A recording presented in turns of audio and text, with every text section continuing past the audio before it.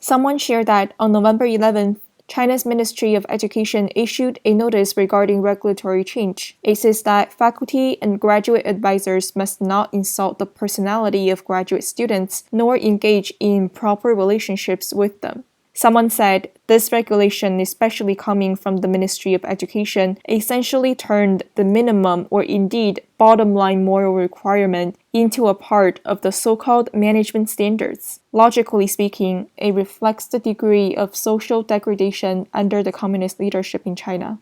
Someone replied, the Chinese Communist Party has discarded and sought to destroy all the basic principles of humanity, such as benevolence, justice, wisdom, and trust, and lost its own bottom line. As a result, what should be seen as normal and standard has become precious. Someone recalled, ironically and perhaps as ridiculous as it may sound, 20 years ago, the Hunan Provincial Department of Education put out a notice saying that elementary school teachers cannot rape female students. Someone replied, a lot of such inexplicable regulations have been issued in China. This regulation makes people feel that in the past, instructors were allowed to have improper relationships with students.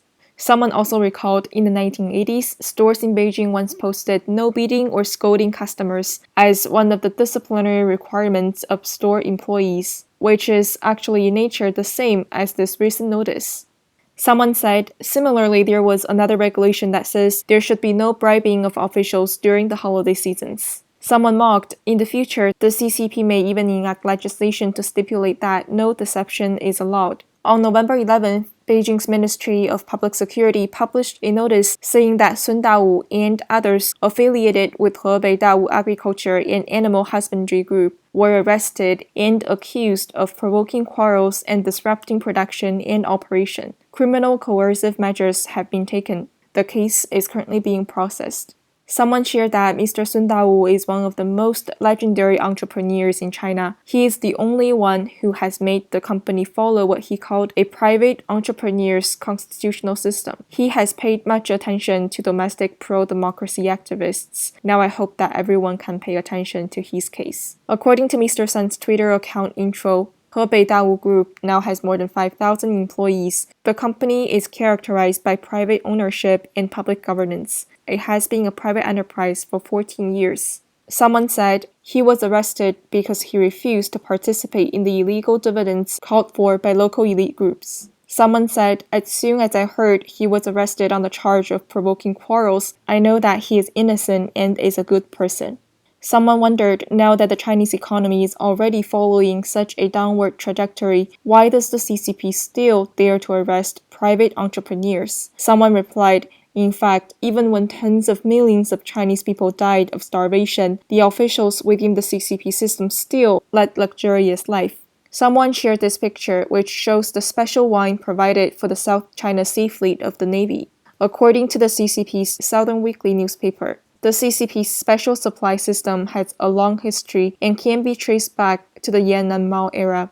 In March of 1942, Wang Shiwei witnessed Yan'an's hierarchical supply system, in which clothing is divided into 3 colors and food is divided into 9 tiers. He wrote an article in which he described, on the one hand, those who were sick did not even have a mouthful of noodle soup to drink. Young students were only given 2 meals of buro per day. While on the other hand, some quite healthy and big people have been enjoying extremely unnecessary and unreasonable amounts and varieties of food.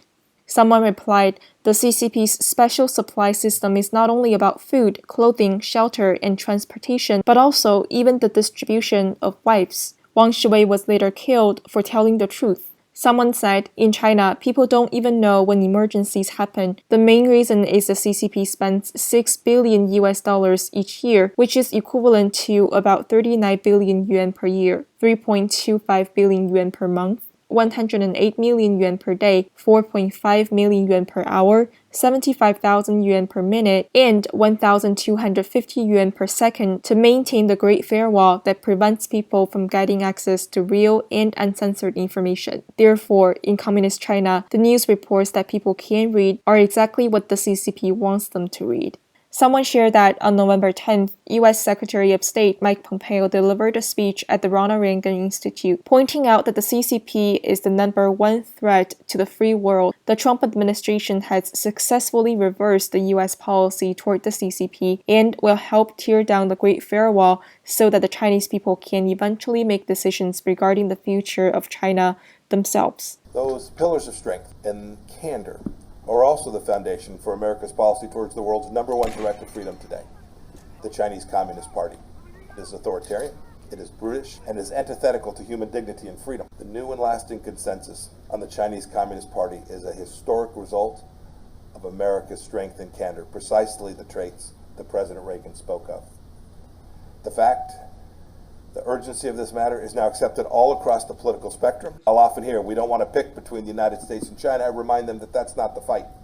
The fight is between authoritarianism, barbarism on one side, and freedom on the other. And for us to have the capacity to permit them to tear down this firewall that has been built around China would enable the people of China to make a much different set of decisions than the one that their current leadership is taking them down, the path their current leadership is taking them down. In the end, the people of China will ultimately be determinative, just as the people of the Soviet Union were ultimately determinative of the course of history inside of that country. Someone shared another video clip which shows the response that Pompeo gave to a reporter's question regarding a peaceful transition to the next administration.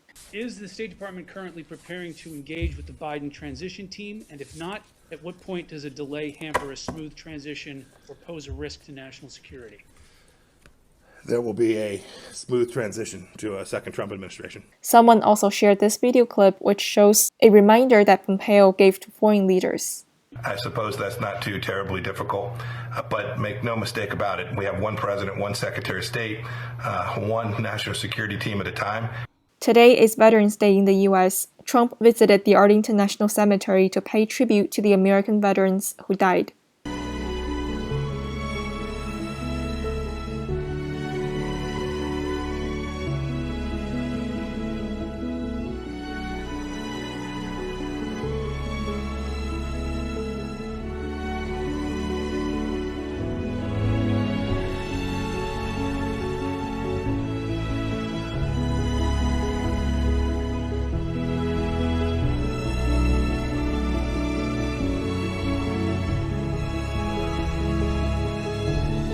Someone shared another picture of Pence visiting veterans.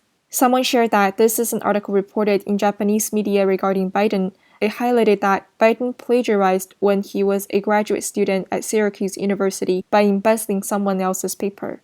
Someone shared that this coverage was from 33 years ago. The Epoch Times launched real-time coverage of the U.S. presidential election. The latest update shows that, excluding the disputed states, Trump has received 232 votes, while Biden has received 227 electoral votes. But this data has been censored by the so-called mainstream media in the U.S.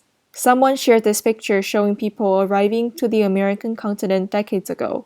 Someone said, "This year marks the 400th anniversary of the Mayflower's arrival in the U.S. The Mayflower ship brought three things that laid the foundation of and pointed the direction for the future America. Number 1, the Bible and Christian civilization, or conservatism. Number 2, individualism and capitalism. Number 3, the rule of law and elections, that is, constitutional government and democracy. These made up the traditional America that Trump wanted to defend, while the Bidens are striving to tear down the United States of America. Therefore, the current moment that we are all facing is a historical juncture, a battle between good and evil."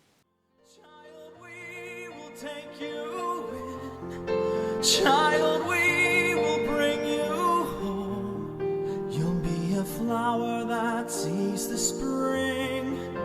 Soon a dove flying high.